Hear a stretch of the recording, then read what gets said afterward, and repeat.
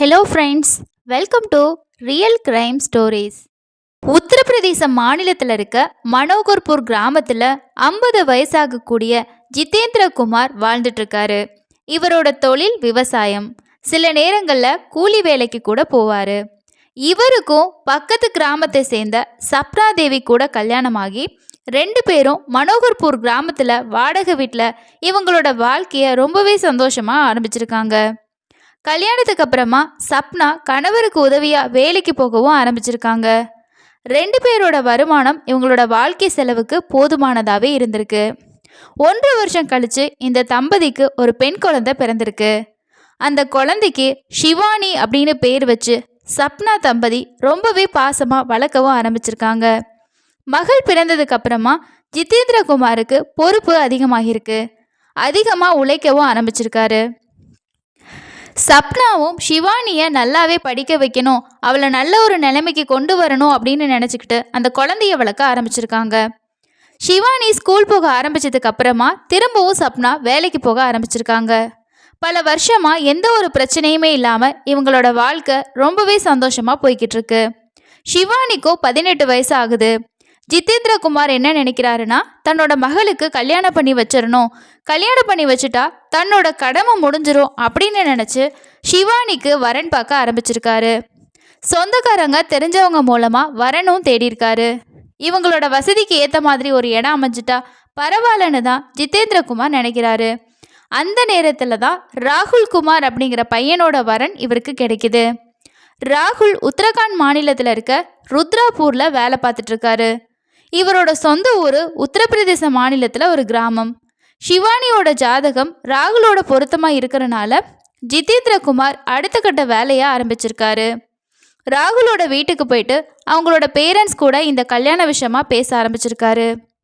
ராகுலும் ஷிவானியை பார்த்து பிடிச்சிருக்குன்னு சொன்னனால உடனே நிச்சயம் பண்ணுறதுக்கான ஏற்பாடுகளை 2 ஃபேமிலியுமே செஞ்சுருக்காங்க. ஷிவானிக்கும் ராகுலுக்கும் ஜனவரி 2025 அன்னைக்கு நிச்சயதார்த்தம் நடந்திருக்கு. கல்யாணத்தை ஏப்ரல் மாதம் 16ஆம் தேதி வச்சுக்கலாம் அப்படின்னு 2 ஃபேமிலியுமே முடிவு பண்ணியிருக்காங்க. இதுக்கப்புறமா கல்யாண பத்திரிக்கை பிரிண்ட் ஆகி ரிலேட்டிவ்ஸ் எல்லாருக்குமே வைக்கவும் ஆரம்பிச்சிருக்காங்க. மகளுக்கு கல்யாணம் அப்படின்னு ஜிதேந்திர குமார் ரொம்பவே பரபரப்பாக எல்லா வேலையும் பார்க்க ஆரம்பிச்சிருக்காரு. 2 ஃபேமிலி சைட்லேயும் கல்யாணத்துக்கான வேலைகள் மும்முரமாக நடந்துக்கிட்டு இருக்கப்ப தான் யாருமே எதிர்பார்க்காத ஒரு விஷயம் நடக்குது.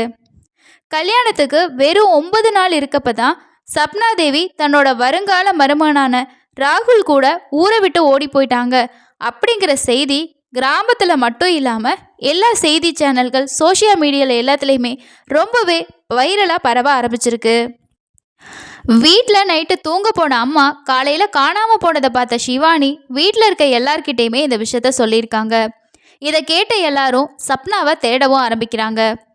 இன்னொரு பக்கம் மாப்பிள்ளை வீட்டில் இருந்து ஜிதேந்திர குமாருக்கு ஒரு கால் வந்திருக்கு. நைட்டில் இருந்து ராகுலை காணா, அங்கே ஏதோ வந்திருக்கானான்னு கேட்டு அவங்களோட அப்பா தான் பதட்டமாக பேசியிருக்காரு. இதை கேட்ட ஜிதேந்திர குமார் என்ன சொல்கிறார் அப்படின்னா, ராகுல் இங்கே வரலை, அவரோட நம்பருக்கு நீங்கள் கால் பண்ணி பாருங்கள், நாங்களும் ட்ரை பண்ணி பார்க்குறோம் அப்படின்னு சொல்லிட்டு ஃபோனை கட் பண்ணியிருக்காரு.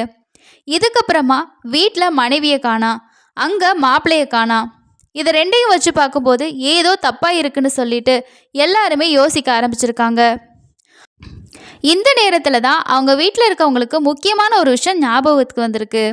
அதாவது அடிக்கடி இந்த சப்னாவும் ராகுலும் ஃபோனில் மணிக்கணக்கில் பேசுகிறத ஷிவானியும் ஜிதேந்திர குமாரும் நோட் பண்ணியிருக்காங்க.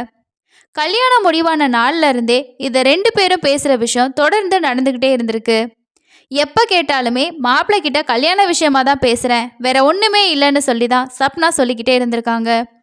நிறைய பேருக்கு தெரிஞ்சிருக்கும், ஒரு கல்யாணம் ஃபிக்ஸ் ஆகிருச்சு அப்படின்னா மாப்பிள்ளையும் பொண்ணு தான் ஒருத்தரை புரிஞ்சுக்கணும் அப்படிங்கிறதுக்காக மணிக்கணக்கில் பேசுவாங்க.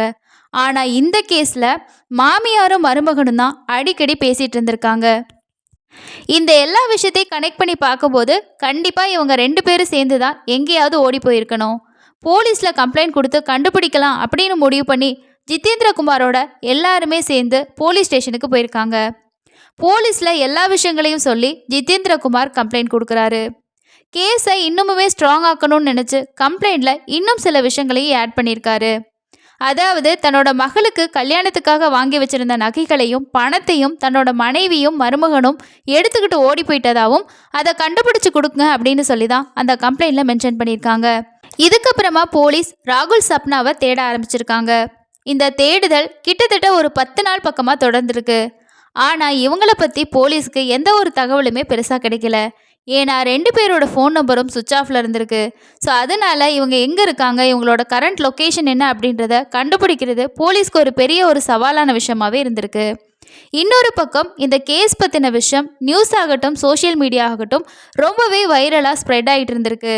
இப்படி ஸ்ப்ரெட் ஆகிற விஷயத்த ராகுலும் சப்னாவும் தெரிஞ்சுக்கிட்டு உடனே டாடன் போலீஸ் ஸ்டேஷனில் போயிட்டு சரண்டர் ஆயிருக்காங்க.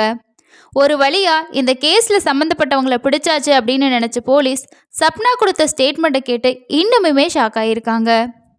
விசாரணையோட ஆரம்பத்திலேயே சப்னா நான் என்ன நடந்தாலும் ராகுலை தான் கல்யாணம் பண்ணிக்குவேன், வீட்டில் இருந்து நான் போகிறப்ப 200 ரூபா பணமும் என்னோடய ஃபோனை மட்டும்தான் நான் எடுத்துகிட்டு போனேன், இவங்க கம்ப்ளைண்ட்டில் சொன்ன மாதிரி லட்சக்கணக்கான பணத்தையோ நகையையோ நான் எடுத்துகிட்டு போகலை, இவங்க என் மேலே பொய்யான புகாரை கொடுத்துருக்காங்க அப்படின்னு தான் ஃபஸ்ட்டே சொல்லியிருக்காங்க. அதுக்கப்புறம் போலீஸ் சப்னா கிட்ட என்ன கேட்குறாங்கன்னா, நீங்கள் எதுக்காக மருமகனோட ஓடி போனீங்க, அதுக்கான காரணத்தை சொல்லுங்க அப்படின்னு சொல்லி போலீஸ் கேட்டிருக்காங்க. அந்த காரணத்தை கேட்டு தான் இன்னுமே போலீஸ் ஷாக் ஆகியிருக்காங்க. ஜிதேந்திரகுமார் அவங்க அம்மா கூட சேர்ந்துக்கிட்டு சப்னாவை கொடுமைப்படுத்தினதாகவும் கணவருக்கு குடிப்பழக்கம் இருக்கனால டெய்லியுமே குடிச்சிட்டு தன்னை அடித்து உதச்சி கொடுமைப்படுத்துறதாகவும் சொல்லியிருக்காங்க. ஒரு கட்டத்தில் தன்னோட கணவர் வேலைக்கே போகாமல் முழு நேரமாக குடிக்கிறதே ஒரு வேலையாக ஆரம்பிச்சிருக்காரு. சொந்தமாக எங்களுக்குன்னு ஒரு வீடு கூட இல்லை, கணவர் வீடு கட்டணும்னு நினைக்க கூட இல்லை, வேலைக்கு போகாமல் டெய்லியும் என்கிட்ட குடிக்கிறதுக்கு காசு கேட்டு என்னை அடித்து தொல்லை பண்ண ஆரம்பித்தார். மகளும் அவங்க அப்பா பேச்சை கேட்டுக்கிட்டு அடிக்கடி என் கூட சண்டை போட்டுக்கிட்டே இருந்தா. பொண்ணுக்கு கல்யாணத்துக்கு பேச ஆரம்பித்ததுக்கு அப்புறமா ராகுல் கிட்ட நான் ஃபோனில் பேசினா அதுக்கும் கணவர் சந்தேகப்பட்டு என்னை திட்டுவார். பொண்ணும் அப்பாவோட சேர்ந்துக்கிட்டு என்னை கிண்டல் பண்ணவும் ஆரம்பித்தா. இது மட்டும் இல்லாமல் நான் மருமகனோட தப்பாக பழகிறதா சொல்லியே என்னை டார்ச்சர் பண்ணவும் ஆரம்பித்தாங்க. நான் அப்படியெல்லாம் இல்லை, அவர் கூட அந்த மாதிரி நான் பேசலைன்னு எவ்வளவோ எடுத்து சொன்னேன், ஆனால் அவங்க கேட்கவே இல்லை. என்னோட கணவர் என்ன சொன்னார் அப்படின்னா, நீ மருமகனோட கண்டிப்பாக ஒரு நாள் ஓடி போயிடுவ, இதுதான் நடக்க போகுது அப்படின்னு சொல்லிக்கிட்டே இருந்தார். அதனால தான் நான் இந்த மாதிரி ஒரு முடிவை எடுத்தேன் அப்படின்னு சொல்லியிருக்காங்க. இவங்க தொல்லை தாங்க முடியாமல் தான் நான் ராகுலோட ஊரை விட்டே ஓடி போனேன்.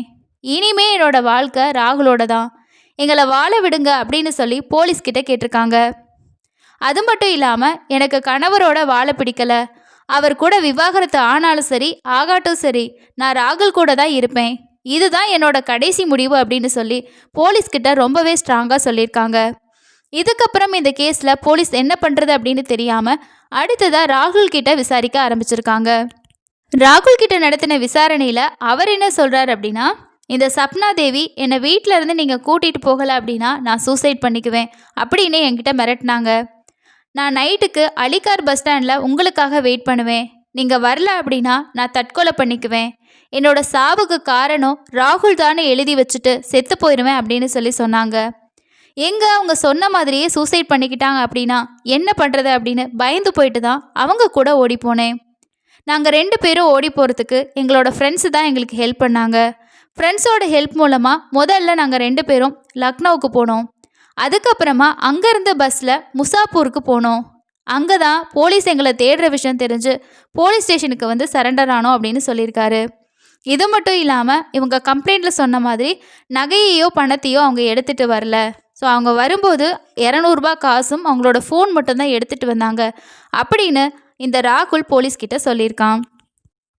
போலீஸ் ராகுல் குமார் கிட்ட சப்னா சொல்கிற மாதிரி அவங்கள நீங்கள் கல்யாணம் பண்ணிக்க போகிறீங்களா அப்படின்னு கேட்டிருக்காங்க. ஃபஸ்ட்டு அப்படியெல்லாம் இல்லை அப்படின்னு தான் ராகுல் சொல்லியிருக்காரு. கொஞ்ச நேரம் கழித்து ஆமாம் நான் சப்னாவை கல்யாணம் பண்ணிக்குவேன் அப்படின்னும் சொல்லியிருக்காரு. 2 பேரும் உண்மையை சொன்னதுனால போலீஸ் அவங்க மேலே எந்த நடவடிக்கையுமே எடுக்காமல் ரிலீஸ் பண்ணியிருக்காங்க. இன்னொரு பக்கம் சப்னாவோட ஃபேமிலி என்ன சொல்கிறாங்கன்னா, எங்களுக்கு சப்னா தேவி திரும்பவும் எங்கள் வீட்டுக்கு வர வேணாம், ஆனால் அவங்க வீட்டிலேருந்து எடுத்துகிட்டு போன பணத்தையும் நகை மட்டும் எங்களுக்கு திருப்பி வாங்கி கொடுத்துருங்க அப்படின்னு சொல்லிட்டு கேட்டிருக்காங்க.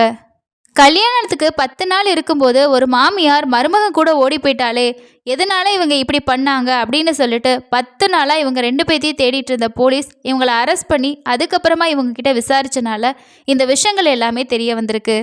10 நாளாக பரபரப்பாக இருந்த விஷயத்துக்கு ஒரு முற்றுப்புள்ளியாக இவங்க 2 பேரும் கொடுத்த ஸ்டேட்மெண்ட் இருக்குது.